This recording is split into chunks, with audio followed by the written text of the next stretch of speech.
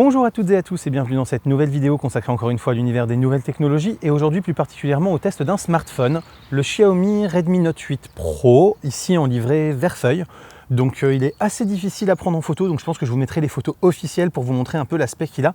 Mais dans ce coloris, en tout cas, moi, il me plaît beaucoup. Il est vraiment très joli et très bien fini. La question qui va se poser aujourd'hui, au-delà de savoir quels sont ses points forts et ses points faibles, c'est vraiment de savoir si aujourd'hui un téléphone à 250 € peut faire le job pour l'ensemble des usages ou s'il est encore éventuellement nécessaire d'investir dans un téléphone plus haut de gamme. Puisque là, en termes de performance, pour vous faire un résumé très rapide avant de passer au détail, on est sur à peu près un Galaxy S9 ou S9 Plus. Là, je parle de ce qui est processeur, puissance graphique, vitesse de mémoire, d'écriture, de lecture, etc. Vraiment. Et voilà, ça veut dire que si vous voulez jouer avec, vous pouvez jouer avec. Si vous voulez faire du montage vidéo un petit peu dessus, vous pouvez faire du montage vidéo dessus, de la retouche d'image aussi.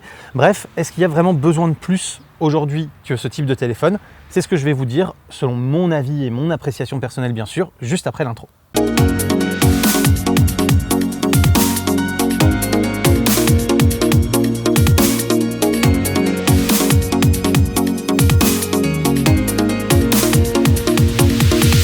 Alors vous allez me voir beaucoup le regarder puisque j'ai noté tous mes plus et mes moins directement dessus et toutes mes notes directement dessus. Le but étant de vraiment rien oublier parce que j'ai noté énormément de choses à vous dire. Ceux qui regardent régulièrement la chaîne savent que je sors d'un OnePlus 5 qui est quand même un haut de gamme en termes de configuration, même si maintenant il a un peu plus de 2 ans. Et surtout, je ne l'ai pas changé par gaieté de cœur, c'est juste qu'il est allé embrasser le sol et que le prix du changement et le temps du renvoi pour faire la réparation était à mon sens trop important pour un téléphone qui avait 2 ans et demi.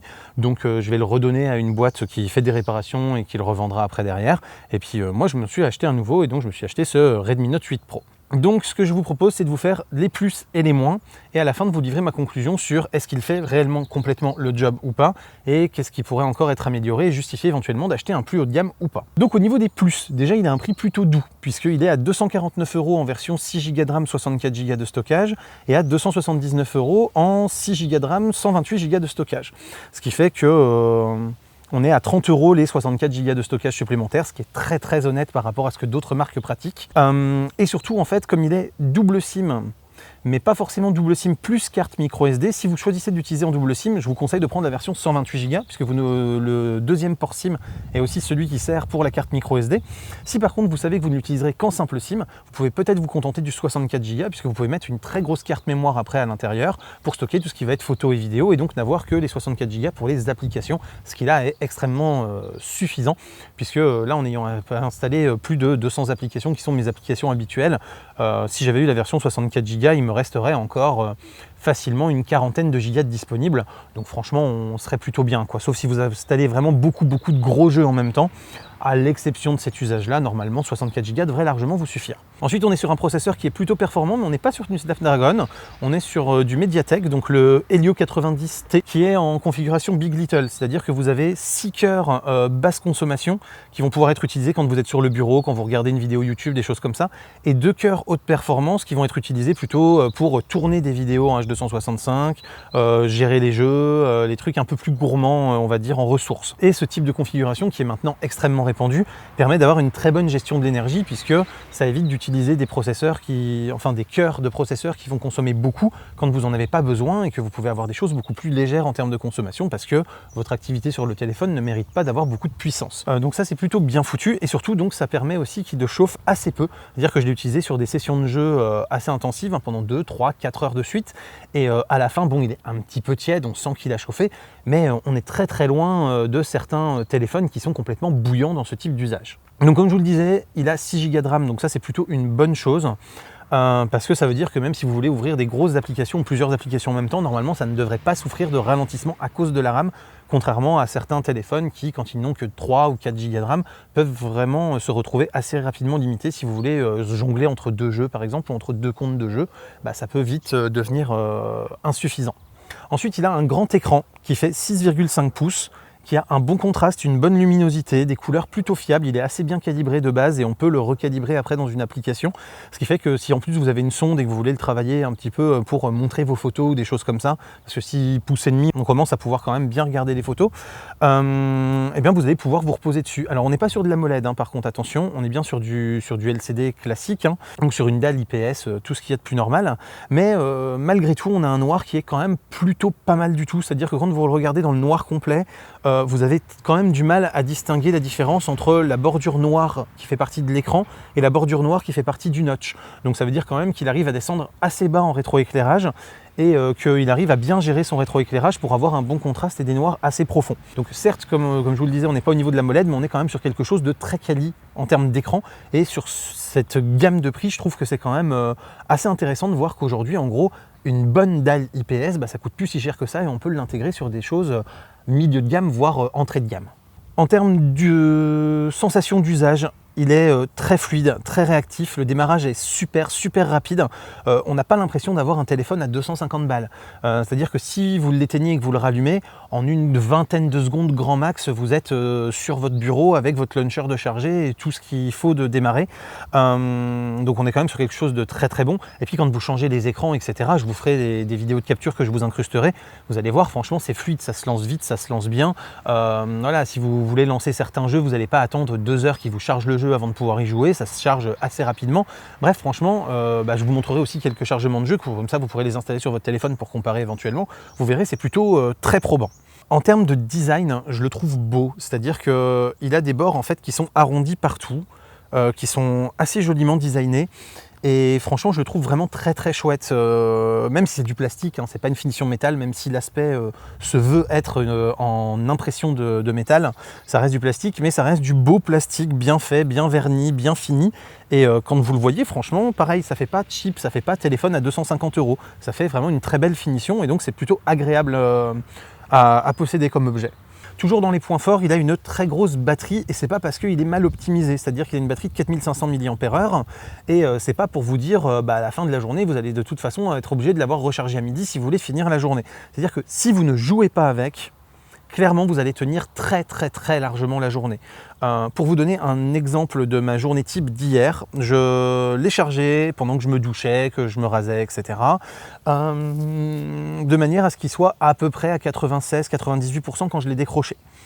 Ensuite, j'ai fait 3 heures de Pokémon Go avec. Donc Pokémon Go, ça bouffe en termes de graphisme, en termes de GPS, en termes de data, etc.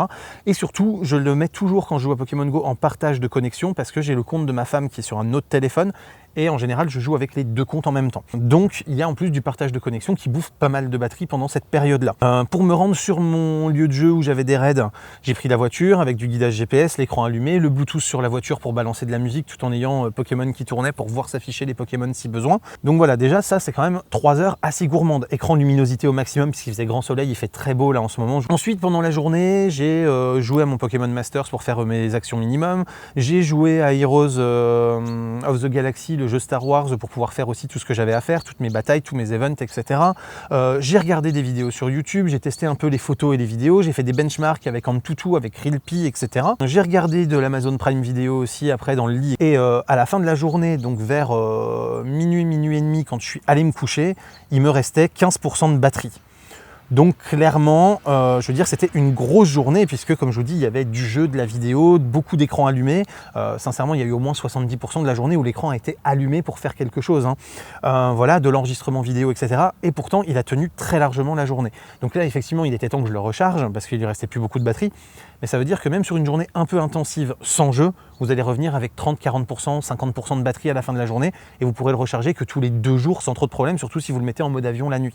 Donc vraiment, cette batterie de 4500 mAh, elle offre une autonomie absolument excellente par rapport à ce qui se fait sur le marché et surtout bien meilleure qu'une très grosse majorité des plus haut de gamme ou des milieux de gamme actuels. Donc ça, c'est vraiment un très gros plus et c'est très appréciable. Autre chose très appréciable aussi, c'est qu'ils ont maintenu la prise jack, qui pour moi est quelque chose d'absolument indispensable, en sachant qu'en plus elle est de bonne facture, c'est-à-dire que même si vous avez un casque un peu audiophile, vous allez pouvoir l'alimenter sans aucun problème et ça va vous donner une très bonne qualité de son. Vous n'allez pas avoir un son trop étouffé parce qu'il n'y a pas assez de puissance qui en sort pour faire bouger les membranes.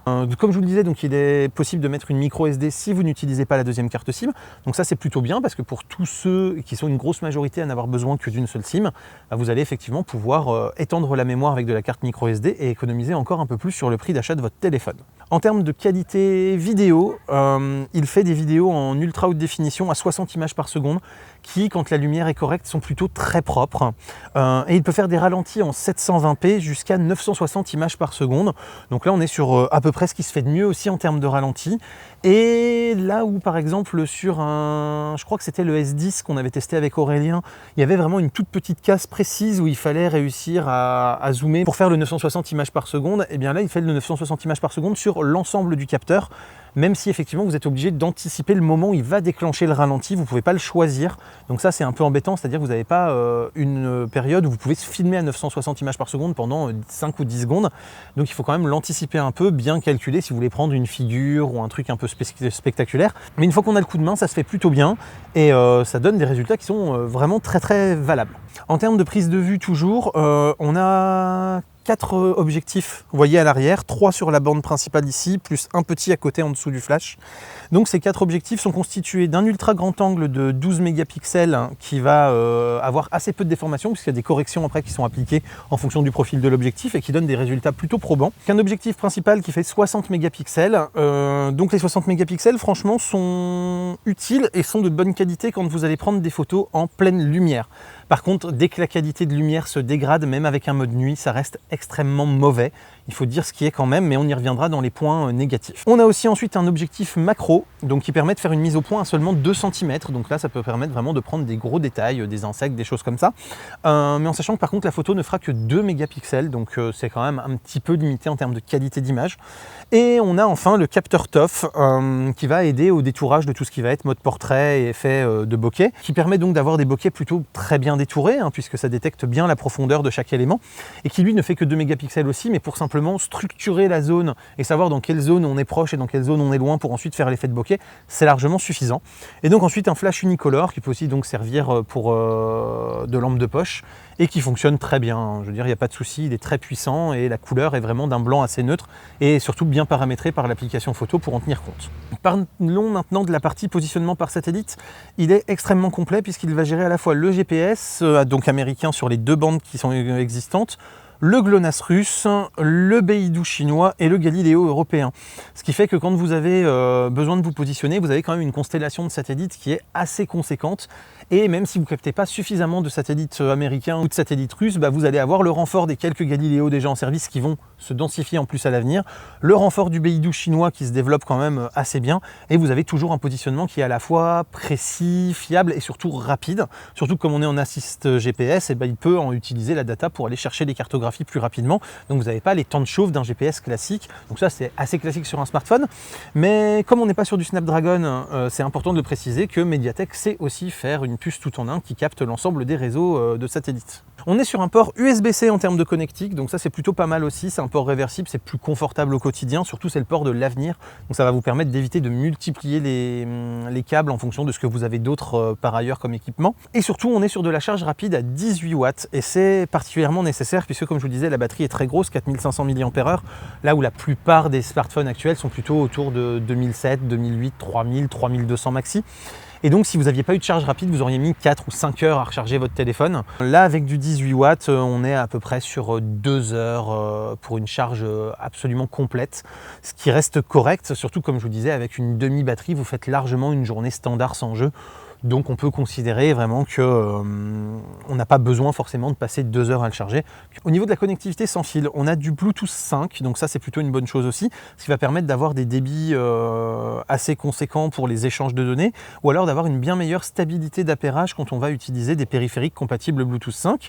En termes de codec audio, on a de la compatibilité LDAC, qui est ce qui se fait de mieux actuellement, donc on peut monter jusqu'à presque 1 mégaoctet par seconde, ce qui pour de la musique permet d'avoir de la qualité high-res dans les oreilles oreilles sans aucun souci, vraiment des fichiers très qualitatifs même quand on utilise du sans fil. Ça fait que même s'il y a une prise de jack, si là vous voulez un passage au sans fil, si vous prenez un casque sans fil qui gère le LDAC, style par exemple le Sony WH-1000XM3, et ben vous allez avoir quelque chose de super qualitatif au niveau des oreilles, même en sans fil, et ça c'est plutôt appréciable. Et on a du Wi-Fi AC. On n'est pas sur la dernière norme AX qui est le Wi-Fi 6, mais on est sur la norme juste avant, ce qui fait qu'on a quand même des très bons débits. On peut aller jusqu'à 2 gigabits seconde de données sur du Wi-Fi AC, donc on est sur quelque chose de plutôt efficace. Ensuite, autre petite subtilité que j'ai découvert en pensant qu'il y avait 2 micros pour l'annulation de bruit et pour la qualité de captation de la voix, c'est qu'en fait il y a un capteur infrarouge qui peut servir de télécommande universelle. Et ça c'est super pratique parce qu'en plus l'appli télécommande est très bien faite. Et donc là maintenant avec ce téléphone, j'arrive à contrôler aussi bien ma télé que ma chaîne IFI, que mon home cinéma, ce qui me permet vraiment de pouvoir lancer à peu près tout ce que je veux directement depuis mon téléphone sans chercher des télécommandes. Et c'est un petit truc en plus qui est franchement bienvenu, je trouve que c'est une super idée. Et ensuite donc comme je vous le disais, il y a un micro en bas pour capter la voix et donc un micro en haut pour aussi pouvoir annuler le bruit environnant. Et je l'ai testé en mettant beaucoup de musique derrière moi et donc effectivement la qualité de voix est moins bonne quand il y a du bruit derrière, c'est évident. Mais par contre le retraitement qui est fait via le second micro pour annuler le bruit environnant est très bon et donc même avec de la musique très très forte autour de moi, la personne que j'avais au bout du fil me trouvait totalement audible, n'avait pas besoin de forcer pour comprendre ce que je lui disais. Donc ça veut dire qu'en termes de qualité de communication vocale, on est sur quelque chose de très très bon aussi et vous serez parfaitement entendu à partir du moment où vous pouvez être comme ça pour téléphoner. Si vous êtes en mode Bluetooth ou en mode haut-parleur comme ça très loin, les deux capteurs vont avoir à peu près le même son de votre voix et de l'environnement et ça va être beaucoup plus compliqué pour eux de dissocier votre voix pour la retraiter et l'isoler du bruit environnant. On va maintenant passer aux points négatifs de ce téléphone, ceux qui en tout cas moi me gênent. Le premier point négatif, c'est que le capteur d'empreinte est au dos. Donc ça c'est un peu chiant puisque effectivement vous êtes obligé de soulever le téléphone d'une table par exemple pour le déverrouiller. Et surtout il est très mal placé. C'est-à-dire que vous le voyez en fait il est ici, ce n'est pas un quatrième objectif, c'est bien le capteur d'empreinte qui est sous les 3 objectifs. Ce qui fait que globalement quand vous allez mettre votre doigt dessus, une fois sur 2, vous allez emmener votre doigt sur un des capteurs et vous allez dégueulasser le capteur en question. Et donc, il y a fort à parier que le moment où vous allez vouloir prendre une photo, vous ayez un capteur dégueulasse à cause de tout le sébum que vous allez y mettre. Donc ça, je trouve que c'est dommage. Ils auraient pu le mettre au centre, ils auraient pu le mettre sur la tranche, ils auraient pu le mettre à plein d'autres endroits mieux placés ou le décaler complètement, à droite ou à gauche pour qu'il soit accessible mais séparément de la zone de capteur photo. Comme je vous le disais, malgré ce module triple quadruple caméra, si on compte le capteur TOF comme une caméra, la qualité photo reste moyenne puisqu'elle est bonne en pleine lumière, mais que par contre, dès que la lumière se dégrade, on a des choses qui sont très lissées et très bruitées, et même le mode nuit ne fait pas de miracle. C'est-à-dire qu'on est extrêmement loin d'un P30 Pro, d'un Note 10, des derniers Samsung ou des derniers Huawei qui sont quand même extrêmement bons sur le sujet. Là on est vraiment à des années-lumière de ça quand même, il faut en être conscient et je pense que c'est encore là-dessus, donc l'optique coûtant globalement assez cher et les bons capteurs aussi, c'est vraiment là-dessus que se fait la différence de prix, c'est-à-dire que la différence aujourd'hui entre un téléphone à 250 balles et un téléphone à 500 balles, au-delà de la puissance qui va pouvoir vous être apportée en plus, mais qui n'apportera pas grand-chose au quotidien, puisque comme je vous le disais, avec cette puissance-là, vous avez quelque chose qui est extrêmement fluide et extrêmement bon, y compris sur les jeux les plus gourmands, sans aucun souci. Donc il n'y a pas besoin d'aller plus haut, à mon sens, en termes de puissance graphique ou de puissance processeur pour les usages et les jeux qui existent actuellement sur smartphone. Mais par contre, effectivement, en termes de qualité d'image, vous allez être quand même largement en dessous et il faut le savoir. Alors, ça reste exploitable, je veux dire, c'est pour afficher ça sur un flux dans Instagram, Snapchat ou Facebook. Franchement, il n'y a pas de souci, il n'y a pas à tortiller, ça fera largement le job. Si par contre vous avez comme ambition d'utiliser uniquement votre photo comme appareil photo et de faire quand même un peu de photos avec le mode pro pour prendre la main sur les divers réglages, etc., vous risquez quand même d'être déçu. C'était pas mon cas puisque moi, vous le savez, j'ai du matos photo exprès, donc forcément, ça rentrait pas en considération pour moi, mais c'est important de le savoir pour pouvoir faire votre choix. Autre chose qui peut être embêtante pour certains, c'est le notch. On a un petit notch en goutte d'eau en haut de l'écran. Donc moi j'ai fait le choix de le désactiver, c'est-à-dire qu'il y ait une barre noire en permanence dans l'alignement du notch, quitte à réduire un petit peu l'espace d'affichage, parce que j'aime pas avoir cette forme noire sur mon écran. Voilà, mais après c'est possible de l'activer ou de le désactiver assez facilement, donc à vous de voir si c'est quelque chose qui vous gêne ou pas. Comme je vous le disais, donc on peut pas avoir la double SIM plus la carte micro SD, il faudra choisir entre la deuxième SIM ou la micro SD, donc ça peut être un peu dommage, mais il faut le savoir avant d'acheter. Si vous n'avez besoin que d'une seule SIM, ça sera pas du tout un souci. Gros point noir à mon sens pour l'instant par contre, c'est que les applications de réalité augmentée ne sont pas disponibles ni fonctionnelles, donc par exemple Google Measure ou Google Maps en augmented reality, parce qu'il n'y a pas de compatibilité AirCore pour l'instant sur ce téléphone. Visiblement, Xiaomi n'a pas fait le job pour l'instant pour que son OS en mode donc MIUI soit compatible. Donc j'espère qu'ils vont le faire rapidement parce que pour le coup ça me manque énormément. J'avais testé récemment le Google Maps en AR avec mon OnePlus 5. C'était absolument bluffant et c'était surtout hyper pratique. Ça évitait de partir dans le mauvais sens dans la rue, etc. Et ça marchait vraiment très bien. C'était assez impressionnant. Et donc j'avoue là que ça va me manquer quand je vais être dans une ville que je connais pas pour le guidage parce que je vais plus pouvoir profiter de cette option-là. Donc j'espère vraiment que Xiaomi va faire rapidement le nécessaire pour rendre l'ensemble de ses smartphones compatibles à AirCore parce que pour moi c'est un gros manque. Et surtout c'est des usages qui vont se développer à l'avenir de plus en plus et qui vont devenir de plus en plus centraux dans l'usage quotidien qu'on pourra faire de notre smartphone. Je vous le disais pour l'écran aussi, pas d'AMOLED. Donc si vous voulez des noirs ultra profonds et des contraste infini, il faut oublier. Et c'est d'autant plus dommage qu'effectivement, vu la batterie monstrueuse qu'il y a, si en plus on avait eu un écran AMOLED qui est beaucoup plus économe en énergie, on aurait vraiment eu une autonomie monstrueuse et on aurait pu, même en jouant un petit peu, tenir facilement 2 voire 3 jours avec une batterie. Donc ça c'est le petit regret, mais je conçois bien que sur 250 € de prix de vente, on ne puisse pas se permettre d'intégrer un écran AMOLED qui est encore facturé facilement 80-90 € au constructeur. Autre chose qui me manque par rapport à mon OnePlus 5, c'est qu'il n'y a pas de profil multi-utilisateur. C'est-à-dire que le OnePlus 5 avait un mode vraiment un peu comme la tablette, où vous pouviez changer d'utilisateur et créer jusqu'à 5 comptes utilisateurs différents. Et là, pour le coup, c'est pas le cas et ça me manque vraiment au quotidien par rapport à l'usage que j'avais. Parce que moi, ça me permettait d'avoir un compte perso, un compte pro. Et quand j'étais à la maison, de ne pas du tout aller checker le compte pro et de ne pas du tout avoir de notifications liées au compte pro. Et là, c'est quelque chose que je peux plus faire. Donc c'est quand même un petit peu dommage. J'espérais vraiment que ça puisse être disponible sur MIUI. Et enfin, la capture défilante qui ne fonctionne pas. Donc la capture défilante, c'est quand vous faites une capture d'écran, par exemple, d'une page web qui est assez longue dans sa verticalité, et que vous allez pouvoir lui dire de défiler tous les écrans pour ensuite capturer l'ensemble de la page web. Ça marchait extrêmement bien sur mon OnePlus 5, j'ai jamais eu de souci à ce niveau-là. Et là, toutes les fois où j'ai testé, il vous dit qu'il prépare la capture. Il fait défiler la page, mais à la fin, la capture que vous avez, elle ne fait que quelques pixels de plus que votre écran. Donc pour le coup, ça, j'ai cherché sur les forums, j'ai cherché dans les options, etc. Je ne trouve pas pourquoi. Donc si vous avez un Xiaomi et que ça bug comme moi, n'hésitez pas à laisser un message en commentaire. Ça me sera utile à moi et ça sera utile à toutes les autres personnes qui viendront voir cette vidéo et qui auront le même souci. J'y dédierai peut-être même une petite vidéo tuto si vous avez une solution simple à mettre en œuvre pour pouvoir aider le plus grand nombre. Ensuite, 2 dernières petites choses qui peuvent éventuellement être dérangeantes. La première, c'est que l'écran n'est pas carré, il a des bords arrondis.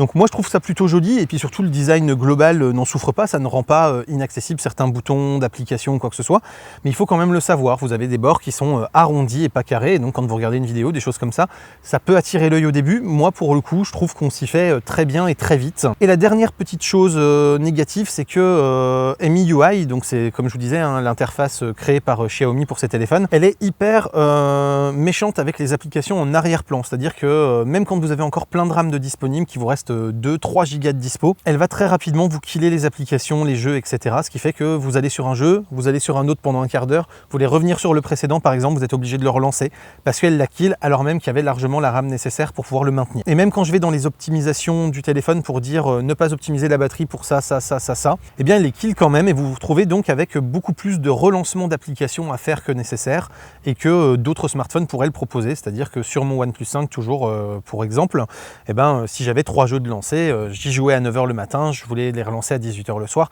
et me les recharger instantanément. Là, on va être obligé de les relancer alors que ça fait à peine un quart d'heure ou une demi-heure qu'on n'est plus dessus. Mais donc globalement, une fois que je vous ai dit tout ça, qu'est-ce que j'en pense? Si vous n'avez pas besoin d'un photophone, que vous n'avez pas besoin de photos d'ultra grosse qualité, vous pouvez vous jeter sur ce Redmi Note 8 Pro parce qu'il est vraiment excellent. Il est très puissant, il est fluide, il est agréable à utiliser, il est beau, l'écran est de qualité. Les photos en haute lumière sont largement suffisantes pour tous les usages quotidiens qu'on peut en avoir et il fera parfaitement le job pour 90, 95, 99% des gens et en plus sa super autonomie ne gâche vraiment rien, c'est un vrai bonheur à utiliser au quotidien de ne plus avoir besoin de penser à emmener sa batterie externe, emmener son chargeur, etc. dès qu'on part pour une journée. Si par contre vous avez effectivement besoin d'une qualité photo importante, il va falloir forcément que vous tapiez sur du plus haut de gamme et par exemple un Mi 9T Pro chez Xiaomi autour de 500 € vous permettra d'avoir quasiment la puissance visuelle des cadors du genre, mais pour quand même beaucoup moins cher que les téléphones à 1000 ou 1500 € qui existent actuellement. J'espère en tout cas que cette vidéo vous a plu, qu'elle vous a appris des choses, qu'elle vous guidera dans vos futurs actes d'achat. Si c'est le cas, vous commencez à connaître la musique, un commentaire, like, abonnement, partage, c'est le fameux clap, le Tipeee, le Utip, tout ça vous connaissez aussi. Quant à moi, je vous dis à très bientôt pour plein de prochaines vidéos, photos, techno, informatique et jeux vidéo qui font le contenu de la chaîne au quotidien. D'ici là, continuez de rester curieux et de regarder des vidéos sur YouTube. Salut à tous, bye bye.